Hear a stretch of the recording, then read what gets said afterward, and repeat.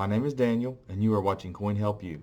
I am a coin dealer, and several types of coins and packages and sets come into my shop on a daily basis.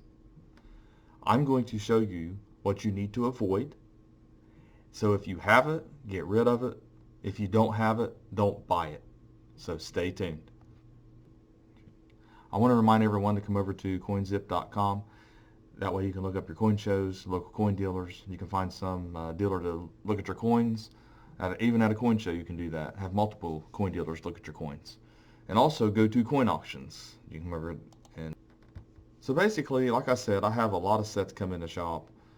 And some of these sets, are made up sets, overpriced coins, and different things. So I'm going to show you a few things that I see and give a little commentary on it and why you should avoid it and why you should sell it if you have it, and why dealers are going to pay minimal value for these items.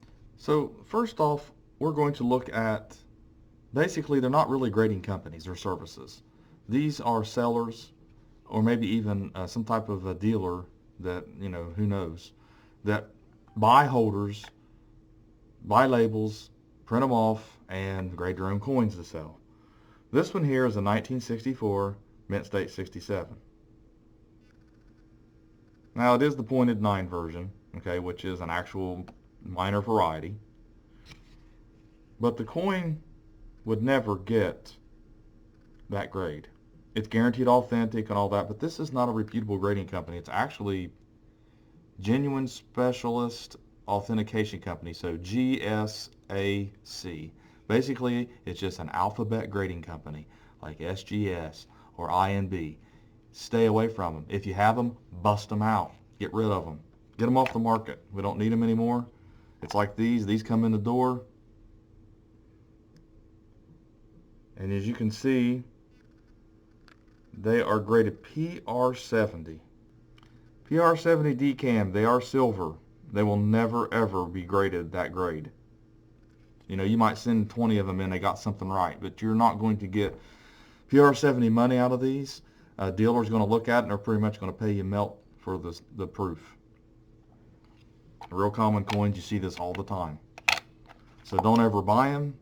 I don't care what you think. I don't care if you think you're going to get a lucky. Just don't do it. Avoid them. You're going to lose money buying these coins, and you will never resell them for what you have in them. If you do, then you're just an exception, not the rule.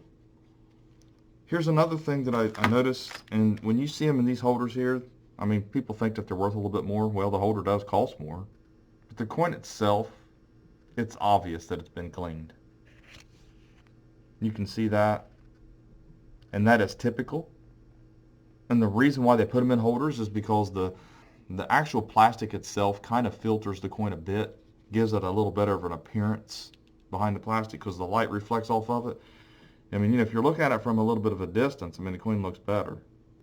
Kind of reflection in it, you can see it. So if you take the coin basically out of the holder, or at least the plastic off of it, it looks different. So as you can see, this plastic does play a part in making the coin look better. We'll do this again. I'll leave it with the plastic on it. Can you see how it does? It filters the light a little bit and the reflection. Get the coin a little bit closer here. It does have an effect on the appearance of the coin. Here's another example. These coins typically are always clean. The only one that's not clean in this set is the Indian cent. Like I said, dealers look at this, they see clean coins, they don't see anything special, but it does come in a nice thick holder, which I can't take the plastic off this one because it's actually glued. But this one here is another example. American Classics Collection. The half dollar has been cleaned, the standing quarter has been cleaned, and so has the Mercury dime. The Indian cent looks okay, the Buffalo nickel might be alright, but typically this is what they do. And this one would cost you a lot of money from a company. It wouldn't surprise me if they didn't have these for $59.95 or $100. And really you have 7 plus 5 max. You're looking at probably $20 value here, possibly.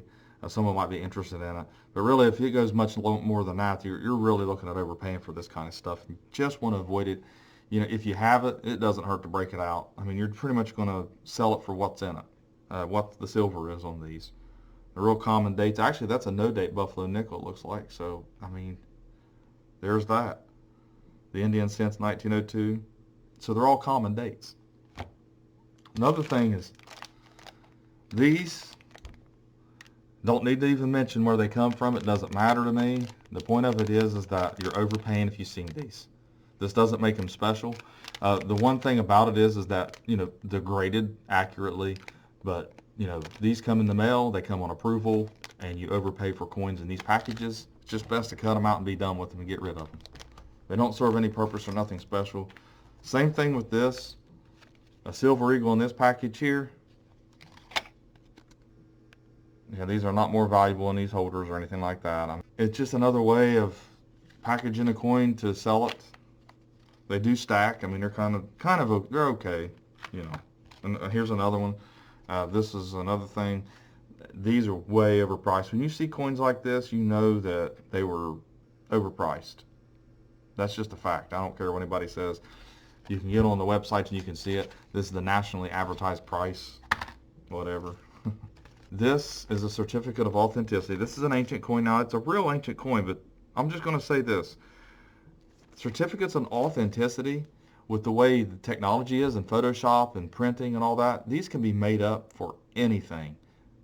COAs don't mean squat.